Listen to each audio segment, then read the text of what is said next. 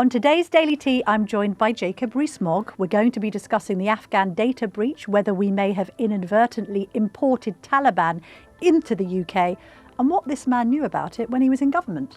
And I'm going to be talking about Blubber Reeves, her Mansion House speech, and what's happening to the economy, and whether she can survive, and Starmer too. If any MP had known, he or she would have been able to tell the truth about this, and I would encourage journalists in future to go to MPs and use their right to petition. It's a Bill of Rights protected ability to petition, and if you petition and say, this is what I know, that's protected, and the announcement in Parliament is also protected. Right, Jacob, this is a complicated story, isn't it? I've got the front of the Telegraph here. £7 billion Afghan migrant cover-up. And what's clearly happened is journalists at this newspaper and others, this has been led by my colleague Gareth Caulfield, have been working on this for the last 2 to 3 years. Tim Stanley of this parish has compared it in his sketch to the Watergate scandal. An almighty crisis has erupted with the details of 25,000 Afghan soldiers who worked for the British during the war with the Taliban inadvertently leaked in a data breach, putting their lives at risk. Because they are compromised and their safety is compromised, the MoD scrabbles to try and make up for this by ensuring that reporters like us cannot reveal these names and reveal what has happened. An injunction is initially granted, which is on the watch of Ben Wallace, who was Defence Secretary at the time. He's come forward to say that when he left in 2023, that injunction turned into a super-injunction, which basically prevents journalists not just from reporting the story, but even discussing with colleagues that they have the story or any of its contents. That then blows up in court yesterday, thanks to applications by various newspapers, the Telegraph included. A sort of incredulous judge who cannot believe that this entire farrago has been covered up, not least when so many millions, if not billions of taxpayers' cash has been involved in trying to bring these Afghans to the UK, because if they stay in the Middle East, they're going to be potentially killed by the Taliban, who, as we know, are murderous terrorists. The judge says, no, this is ridiculous. We need to make this public. I mean, just initial reactions to what... Did you know anything about this? I knew absolutely nothing about this, that the first injunction came after I was out of government. The data breach took place whilst I was still in government, but I didn't hear about it. But then the department didn't tell ministers about the data breach until 18 months later. There's a real problem with the whole concept of super-injunctions, mainly used to protect dodgy celebrities who have misbehaved with their mistresses and to cover up for them. They shouldn't really be allowed. They shouldn't be used for this purpose. They can, of course, be overruled by Parliament. You will remember John Hemming stood up and revealed the story about Ryan Giggs using parliamentary privilege to do so. So if any MP had known, he or she would have been able to tell the truth about this. And I would encourage journalists in future to go to MPs and use their right to petition. It's a Bill of Rights protected ability to petition. And if you petition and say, this is what I know, that's protected, and the announcement in Parliament is also protected. But there's two elements to the super-injunction, isn't there? Because on one hand, the MoD can quite happily argue, and I think quite safely argue, the reason we had to cover this up is because we didn't want to expose the names of the Afghans that have worked with British troops. They ended up on Facebook, of all places. Now, that is a publication, but not that many people knew that it was there. The counter-narrative to that is, no, you've also used the super-injunction to cover up your own ineptitude in handling this scandal. You're absolutely right. I've listened very carefully to what Ben Wallace has said, partly because he was an excellent defence secretary. Ukraine would have been swallowed up by Russia without Ben Wallace's actions with Boris Johnson as defence secretary. He's an important figure and a good figure. And his initial argument is plausible, isn't it? That you've got to defend these people who helped the British Army and you don't want to sacrifice them to the Taliban. There are a number of problems with that. First of all, it's 18 months on. Yes. So this information has been in the public domain or has been leaked for 18 months before the government takes out an injunction.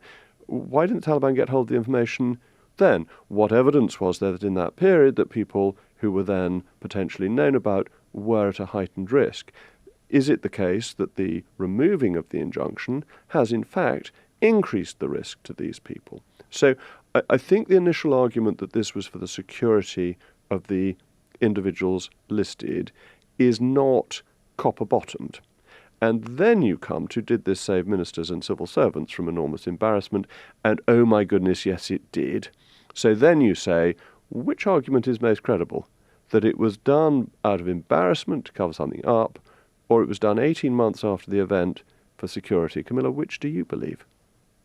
Probably a bit of both. I think it may have been injuncted with the best of intentions originally. And what makes me suspicious about the motivations around the super-injunction is reading the piece that Johnny Mercer has written for us. Now, at the time, Johnny Mercer was Veterans Minister inside the MoD, serving under Ben Wallace. He says a couple of things which I think should really ring alarm bells, because there's been a discussion now about the Royal Marine that initially pressed send with this list attached. And we can have a discussion about the idiocy of that, but mistakes happen. This shouldn't come down, I don't know what you think, Jacob, to one individual, because actually heads must roll. Somebody must vicariously take responsibility for this, but we'll get onto that in a moment. He says, I can honestly say this whole farcical process has been the most hapless display of ineptitude by successive ministers and officials that I saw in my time in government, of which this poor individual was just the end of the line.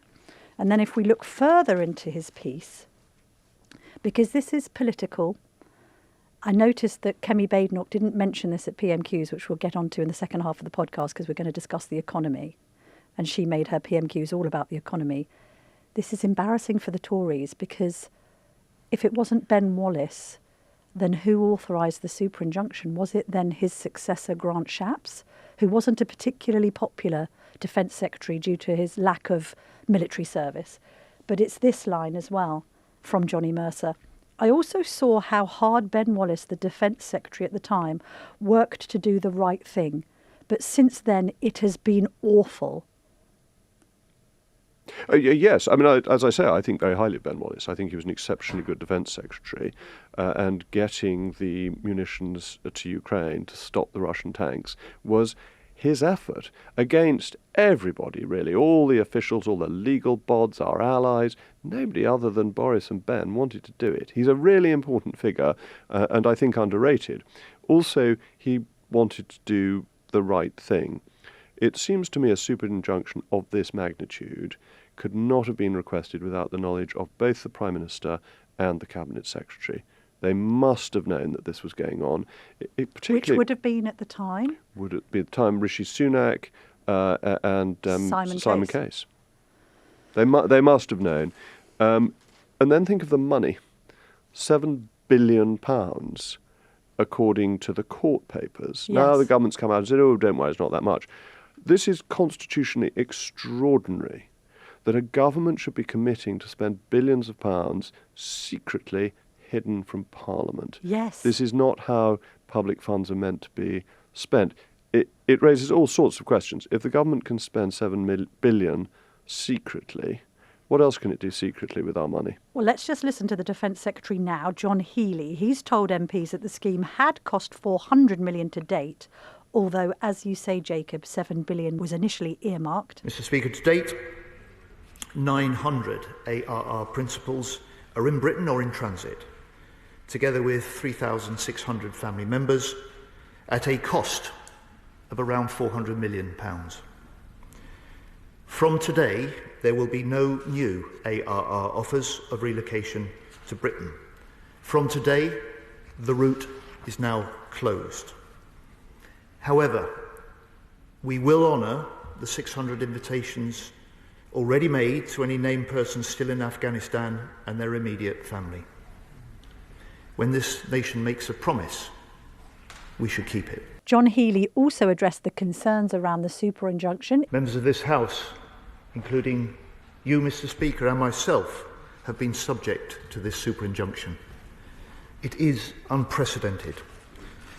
And to be clear, the Court has always recognised the parliamentary privilege of proceedings in this House, and ministers decided not to tell parliamentarians at an earlier stage about the data incident, as the widespread publicity would increase the risk of the Taliban obtaining the data set.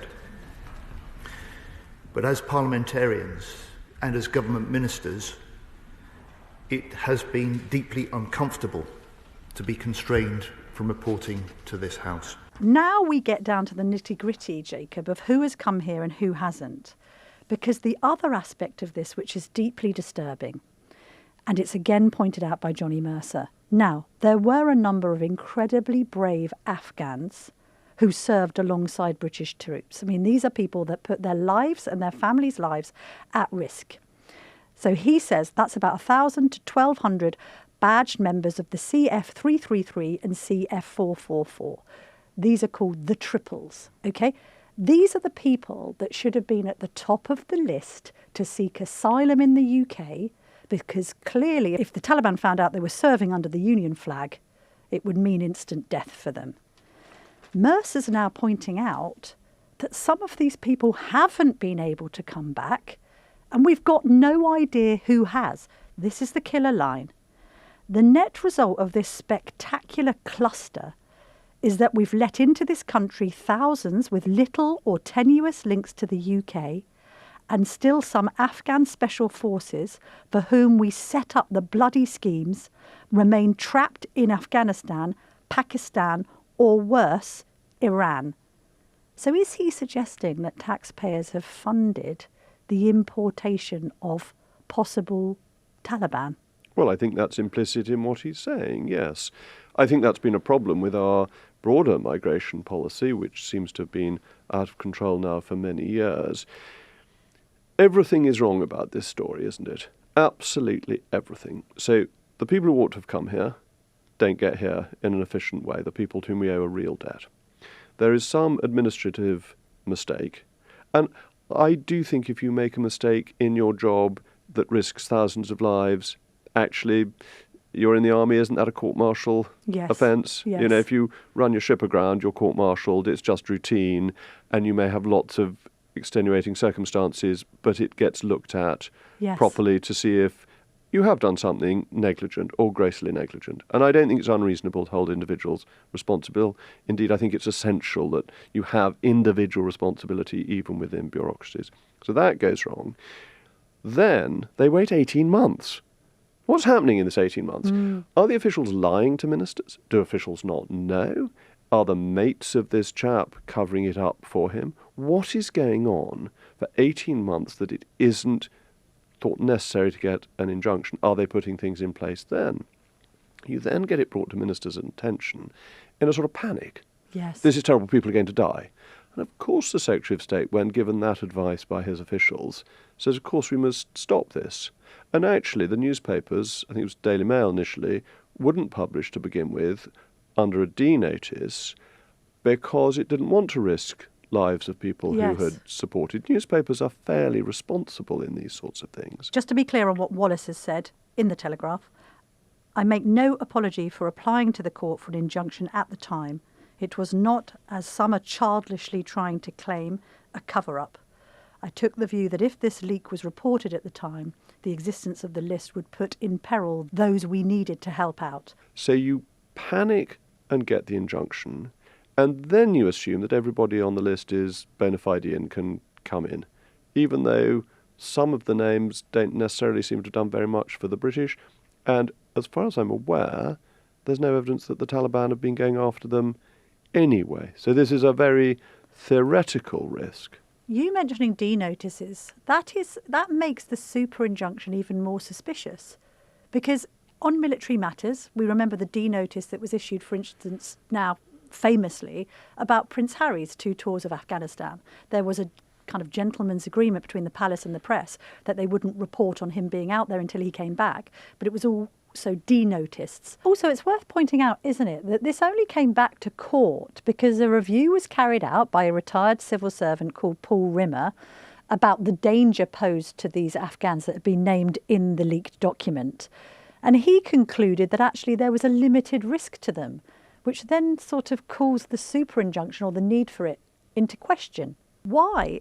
Why couldn't a D notice handle this rather than an injunction or a super-injunction? Well, that's a very good question. And I like the D notice system. I think it's a very British system.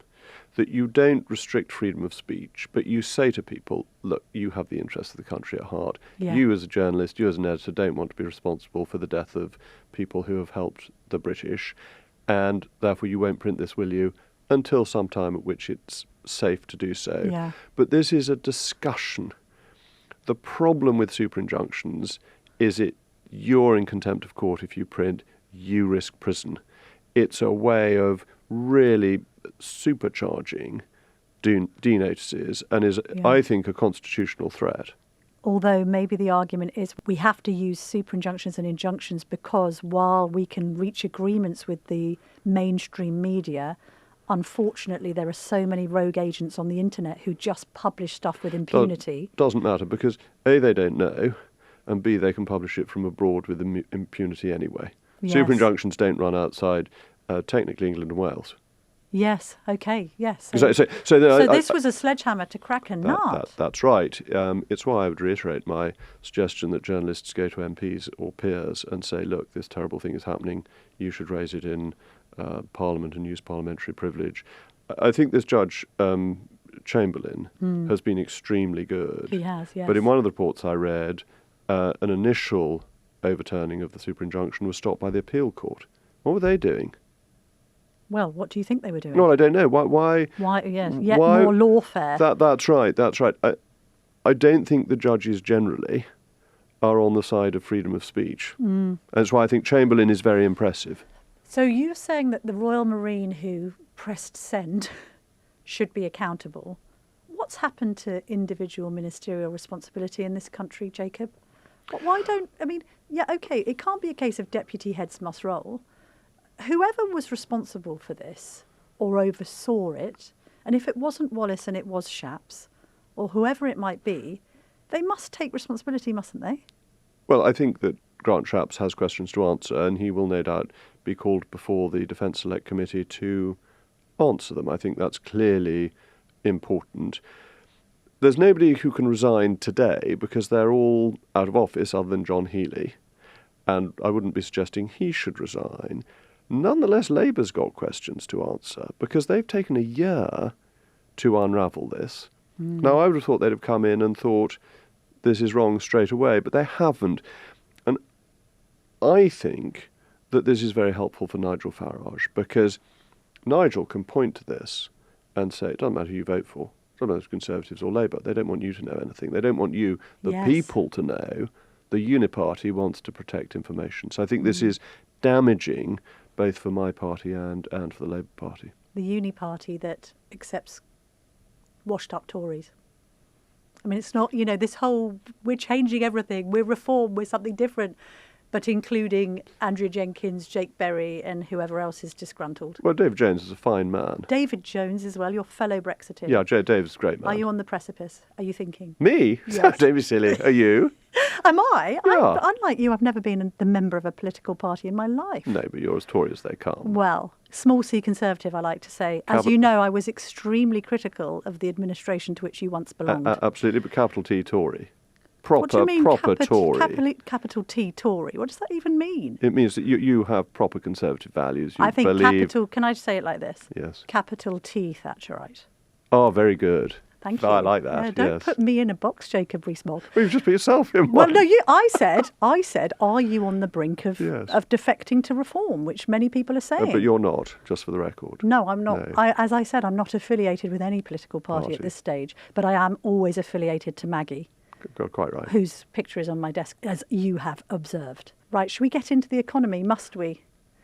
Yeah, I thought Kemi was actually pretty good on the economy. All right. Well, let's listen to her at PMQs and let's discuss why Rachel Reeves is still looking a little miserable on the front bench. Little Miss Glumbucket. Being a man formerly of the city, I would imagine that you watched the Mansion House speech with great glee. Yesterday night, was it? God, so much has happened since then. Was it yesterday night? Rachel Reeves addresses the city. And what did you think of it? Well, I think she's moving in the right direction, actually. I think we want deregulation of the city. We want to allow people to take risks with their own money. If you try and stop them taking risks with their own money, where do you get the capital for good ideas to come from? I think there's complete confusion about what deposits do. Deposits are a very important part of the financial system, and cash ISAs are similarly useful because they provide cheap capital to building societies and banks, which then get lent both to people who buy houses, but also to entrepreneurs who often borrow against their house to invest in their business. So I think this sniffiness about deposits is really very silly, but deregulating to encourage more financial market investment is a thoroughly good thing. So she went in there being quite blue rather than red, which is sensible in the face of a huge amount of capital flight and a millionaire leaving apparently every 45 minutes. Well, her speech won't make any difference to that. And I think even more will go because the mood music around a wealth tax means why would you nice stay? It seems very unlikely she's going to ameliorate death duties for non-doms, which was being gossiped about, but that's not going to play very well with the Labour-backed benches. So I think we will continue to see rich people leave. I think the question is whether you can persuade people who aren't going to leave to invest in the stock market. We also need pension funds to invest more in the stock market, whereas the regulators have been encouraging them to buy government bonds, and they've been doing that for years. On the whole wealth tax thing, I mean, she's meant to be more right-wing than that. She's not seriously entertaining Neil Kinnock's suggestion. What was it? A 2% tax on anyone with assets over 10 million, which is this idea that's been floated around by anyone left of, well, I suppose Corbynistas love this idea. Yet in every country it's been tried, it's failed. Where it's tried, it's failed, and it has a crucial flaw. So, say you live in a £20 million house. Unlike you, I don't. But well, nor do I, but... How much is your house worth? Can't tell me that. I don't know, but... all right, more than mine, I bet. Better ask my bank, who holds the mortgage against it. I might just ask your wife. But say somebody is in, not you personally, in a £20 million house. There's £10 million, 2% of that, £200,000. So where does that come from when they're not selling the house? You cannot sell 2% of the second half of the value of the house, 1% of the total value of the house. There's no, you can't go to somebody and say, will you buy 1% of my house? No, you get a bigger mortgage and you pay it to the government. government. You have to borrow to pay the government, or you have to earn it. To earn it, you're paying tax at nearly 50%. Yeah, so you have to therefore have to earn £400,000 to pay it. People don't have this sort of money against their non-earning assets, so they sell up. If people in £20 million houses sell up, that ricochets down, and you suddenly find you've got a property crash on your hands, because people have this tax bill to pay. They've got to sell to pay it, even if it's a relatively small amount of their total assets. So the knock-on effects of wealth taxes are very economically disadvantageous. Do we think Kemi played it well today? She avoided Afghanistan, probably because it unfortunately does tinge the Tories heavily. It was on their watch. She tries to land these blows, doesn't she? And yet the Prime Minister sort of accuses her of being negative about the future of the economy. Let's just listen to... She did land one, I think, good blow. We know exactly who we're working for. She comes here every week and just talks the country down. Mr. Speaker, I'm not talking the country down, I'm talking him down. I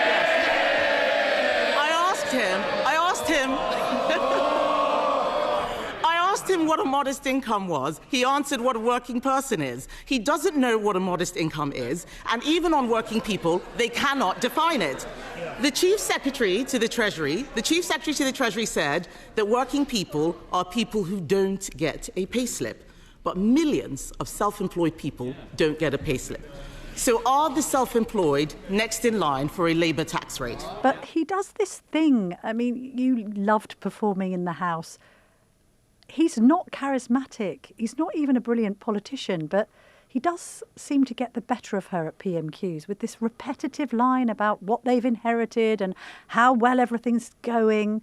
Do you get the impression she's kind of failing to quite have him on the ropes? I think Sir Keir, the Reverend Starmer, isn't buttering any parsnips at all. Right. I don't think people believe his black hole stuff. I think they look at him and think he's been in charge for a year. The one person who really talked the economy down was Sir Keir Starmer and Rachel Reeves before the last budget, who said we were all doomed. And it's different. When the government talks the economy down, that is authoritative. When other people criticise the government's management, that's discounted by financial markets. That doesn't lead to people making decisions. So they're talking the economy down. had a damaging economic consequence. So I don't think people believe this really boring line that he comes out with again and again, and the 22 billion has been deconstructed as a figure. It is a dishonest figure. It is not true. And he keeps on with it. So I just think it makes people think he's a bit dodgy. Have you ever cried in the Commons? Of course I haven't. I haven't cried in my adult life. And I think... Are you serious? Yeah, of course I'm serious. You haven't cried? No, of course not. In your adult life? No, of course I haven't. What about when your father passed away? away? I didn't cry when my father died. My father was de Valente going to heaven. So when's the last time you think you cried? I was a schoolboy. What age? I can't remember. But I haven't cried in my adult life. This is decades ago. Of course it is. Haven't you ever cried watching DIY SOS? Never watched DIY SOS. Haven't you ever cried reading a piece of poetry or listening to I haven't even cried Wagner? I haven't even cried when the Empress of Blandings has been stolen from her sty and Lord Emsworth gets to it and finds it empty. No. Look, I don't believe in this crying in public life stuff. I think it's a lot of nonsense, and people should stiffen their lips and behave properly. So no sympathy for Weepy Reeves? Oh, not at all. Lachrymose chancellors. She's the Chancellor of the Exchequer. Wouldn't you have put an arm around her had you been at the other side of the dispatch I'm not a great box? one for putting arms around ladies, actually. You get in frightful trouble doing that. Yes, just see what happened to Greg Wallace. I think gently bowing is preferable to... wow. But what does it say about the Chancellor's state of mind? It says she's not up to the job. Look at her today. What do you think? Back to the glum buckets. Yeah, well, she's trying to do kind of and then she faux gets, bonhomie. She's trying to smile. Tim actually wrote about this, sort of like she's finding everything unnecessarily hilarious because she doesn't want to look so sad. No. I'm like, on the day, I felt very sorry for her because it looked miserable and anyone crying is desperately sad.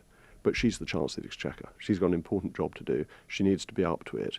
And going from boo-hoo 1 week to... is just ridiculous. Do you think her days are numbered? Mene, tekel upharsin. You come out with these phrases. I don't even know what you're saying. It's the writing on the wall. Yes, okay. Yes, you know Thank what I'm talking about. Yes. You've been weighed in the balances and found wanting. I think she has been weighed in the balances and found wanting. The question is she a human shield for Sakir, exactly. who... is also deeply wanting. She's the sponge, isn't she? She can soak up all of the criticism. She's quite convenient, actually, to him right now. For the time being. But you can't sack a Chancellor, can you? Because you just end up sacking yourself. Depends. Sometimes you can. Well, I mean... if she resigns. I mean, look at Rishi and Boris. That was the final nail in the coffin. It was, but... Kwasi and Liz. But Boris was able to fire Sajid without any difficulty. He'd only been there for 5 minutes. Yeah, I know. Yeah. But she's only been there for 5 minutes. It depends on the Prime Minister, it depends on the Chancellor.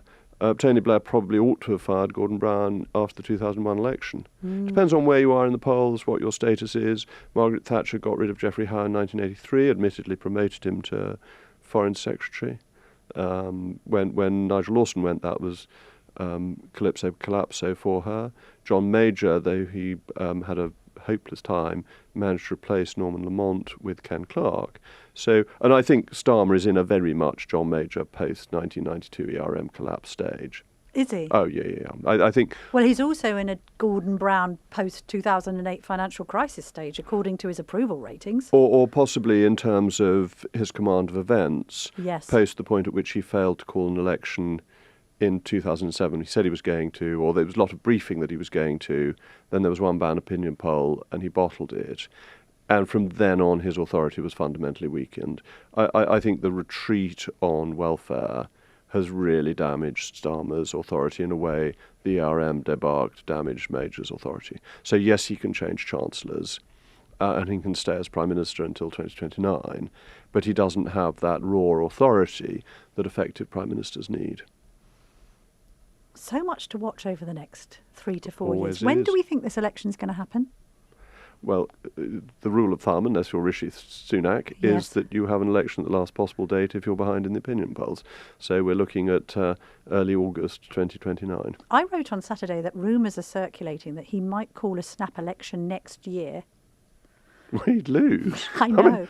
But to ensure the evisceration of the Conservatives, who are not ready. Reform aren't ready either, let's be honest. They've got one MP's had to resign the whip. They've got to find 646 more. Ready doesn't stop you winning elections. Starmer wasn't ready. Won with a majority of 170. Yes. But It's then not it could be a clean fight between sensible Starmer and Labour or the maniacs at Reform under Farage, untried, untested, unserious. Well, I mean, if Starmer wants to make Nigel Farage Prime Minister, that would be the way to go about it. Right. Which I doubt is his main ambition No, in life. maybe not. Let's see. Watch this space. We'll be covering it all on the Daily Tea. Jacob, as ever, it's been a pleasure. Camilla, delight to join you.